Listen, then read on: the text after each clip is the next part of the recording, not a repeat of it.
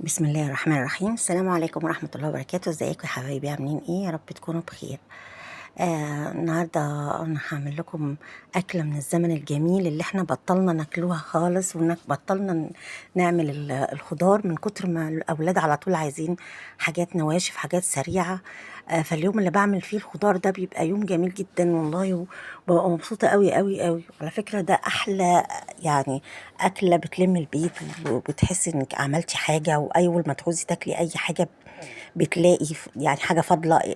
لكن الأكل السريع ده صراحة أنا يعني باكله بحس إن أنا ما عملتش أي حاجة.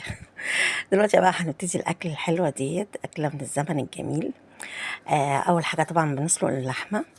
آه وبعد كده اللحمة دي لازم تتسلق كويس، لأن احنا عندنا لازم يحبوها مستوية جدا. فما ما اقدرش احطها على البصلة، لازم اسلقها الأول بره وعشان تقدر انها تستوي كويس. وبعد كده سبتها تستوي طبعا على النار، حطيت ورق لوري ولورا وبصلة وملح وفلفل أسمر ومكعب مرق، وسبتها تستوى على النار. وبعدين حطيت الرز. الأكلة دي بنعمل معاها رز أبيض مش بالشعرية، العيال ما بيحبوش الشعرية، الرز بالشعرية دي خالص. عملت الرز الأبيض عادي، حطيت مقدار مادة دهنية، زيت أو سمنة. وبعدين نحط الرز المصري بيبقى المية قد الرز، والملح برضو قد الرز.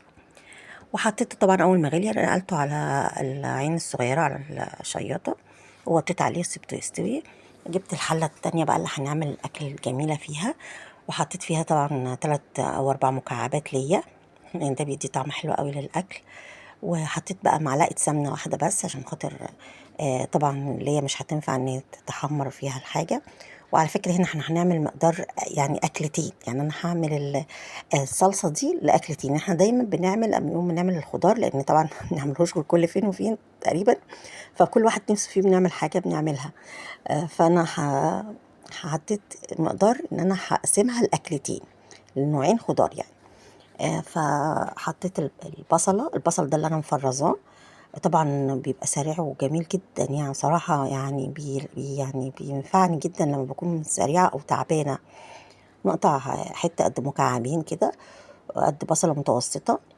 وحطيتها على السمنة، وقلبت لغاية ما البصلة بقت لونها مغامق شوية. انا طبعا كنت نفسي اصور لكم الحله من جوه، بس كانت بتطشطش جامد جدا، لان البصله كان فيها مطرح التلج. فطبعا الموبايل كان هيبقى مش هينفع خالص نتحط فوق الحله. فانت بتحطيها لغايه ما البصله تبقى لونها يعني بني فاتح كده، تتشوح يعني، مش تصفر اكتر من الصفر شويه.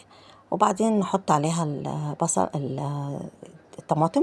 طبعا احنا بنحط الطماطم المعصوره ديت حسب، على اساس هنقسمها على نوعين خضار، يعني بتبقى تشوفي المقدار اللي هتعملي قد ايه، وتحطي الصلصه على اساسه، اللي هي صلصه الطماطم يعني.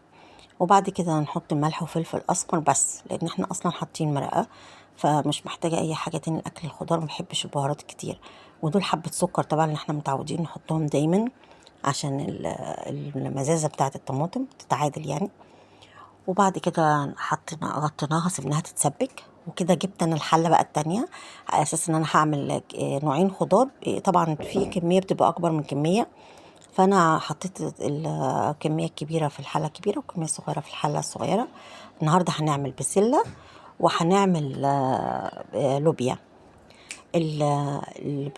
البسله ديت هحطها فيها الجزر والبطاطس طبعا، بس انا مفرزاها، فهي الجزر متفرز معاها، لكن البطاطس هنحطها لوحدها. فانا طبعا بحط الاول البسله بالجزر الاول على الصلصه طبعا المتسبكه، وبسيب البطاطس بعدها بشويه، لان لو حطيت البطاطس من دلوقتي البطاطس طبعا بتتهرى وبتبقى وحشه جدا، فبنأخر البطاطس شويه. زودت حته بتاع ده جزر. وطبعا برضو انا مفرزه جزر لوحده كتير، على اساس ينفعني في اي حاجه، في عصير، في اي حاجه. والتفريز ده بيبقى حلو جدا. ان شاء الله نفرز الحاجات بتاعه الموسم مع بعض. وبعد كده قلبتها وغطيتها بقى تشرب شوية من التسبيكة. الناحية التانية هنحط ايه؟ هنحط اللوبيا. اللوبيا بقى هنحطها في برضو مفرزاها، لان انا بسلقها بعد ما نقعها كويس بنسلقها ساعتين ولا حاجة نقع، وبعدين بتتسلق وبتتحط في أكياس، ممكن تحطي فيها شوية مَيّة من بتاعتها وممكن طبعًا لأ، حسب ما أنتِ عايزة، وطبعًا ما بنسلقهاش للآخر، بنسيبها نُص سِوى عشان تستوي بعد كده في البتاع وما تعجنش في الصلصة، وهو كده خلاص الأكل أهو اتسبِّك ده وده.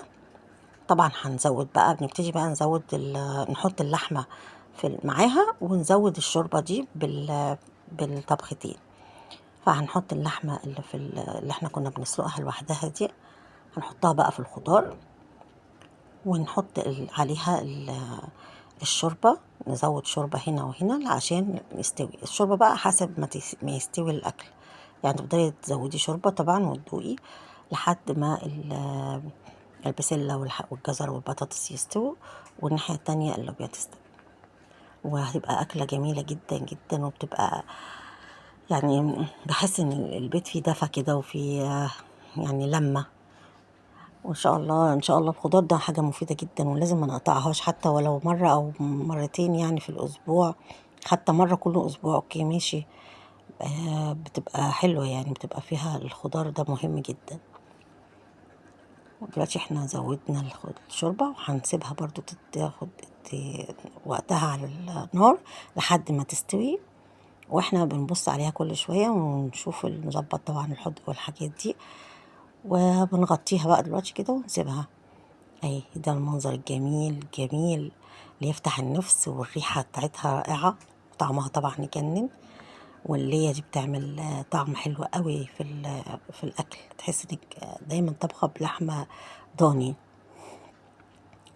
حطينا اهي البطاطس في الآخر قبل ما تستوي البسلة والجزر بشوية بنحط البطاطس، لأن البطاطس ما بتاخدش طبعًا سِوَى، فعشان ما تفتفتش وتعجن فبنسيبها للآخر.